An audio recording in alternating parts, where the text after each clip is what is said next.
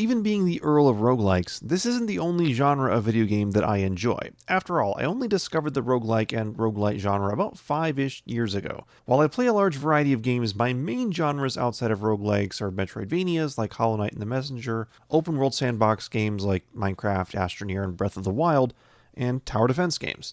Now, there aren't many of those, but I probably spend most of my time in the Kingdom Rush games when the mood hits me. It's hard to combine any of these genres with a roguelike. Dead Cells does it, very well, creating an aptly named Roguevania. Otherwise, these genres sit in their own corners. That is until Roguestar Rescue came along. It said, you know what would be a great combo? Tower defense and a bullet hell roguelite. And I agree. It works well together.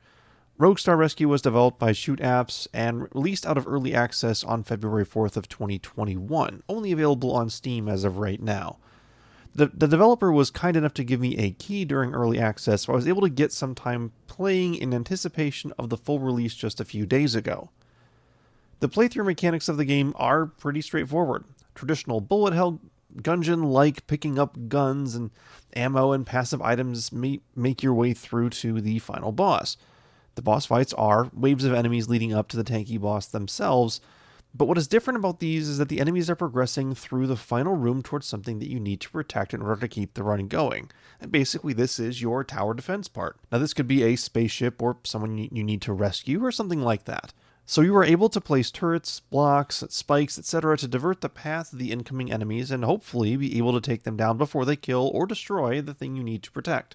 That's pretty cool. You could pick up blocks and turrets and the like along the way as you kill enemies in rooms on your way to that boss room. Now your resources are limited, so it's beneficial to not overplace the blocks as you will need them in later levels within your run. And this introduces the first unintuitive difficulty curve of the game. Anyone coming from a tower defense game is trained to use every available resource on a single level, knowing that your resources will be replenished on the next level. This is not the case with Roguestar Rescue.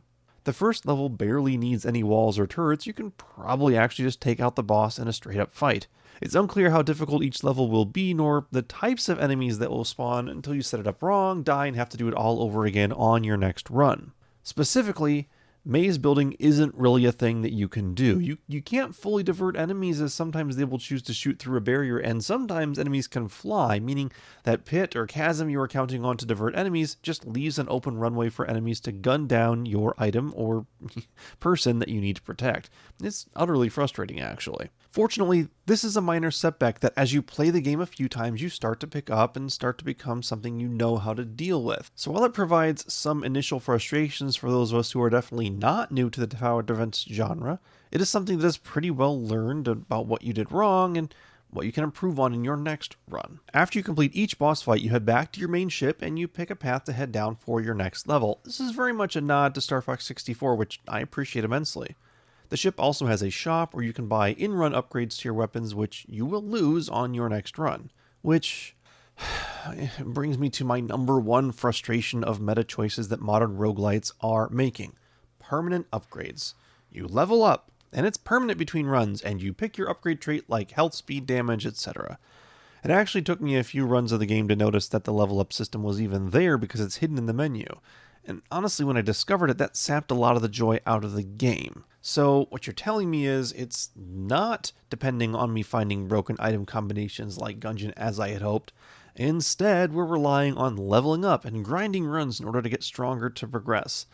That's completely unnecessary given how the rest of the game is set up. There are so many possibilities to get in-run builds that the game would have been just fine in my opinion without the extra run meta progression. Again, I don't like the idea of having a game balanced on needing to grind runs unless there's a specific reason like within Hades.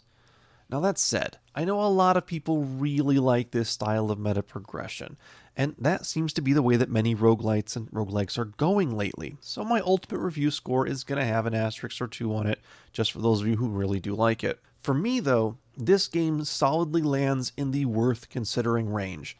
It's a fun combination of the two genres, but the mashup in the end kind of feels like a bit of a bullet hell and a bit of a tower defense that have their separate compartments. It's novel, and I really love the idea, though, of having the boss level as a tower defense. I just wish it was more tower defense-y than it is, and would love to see a few of those components actually built into the rest of the game as well. That said, If you really enjoy the permanent upgrade meta of roguelikes, this game could easily slip into a must-play rating. It's solid, fun, and if you don't mind the level grind, then you will like doing your runs, and I'm sure you won't regret picking it up. Alright everyone, so take care, and we will see you in the next review.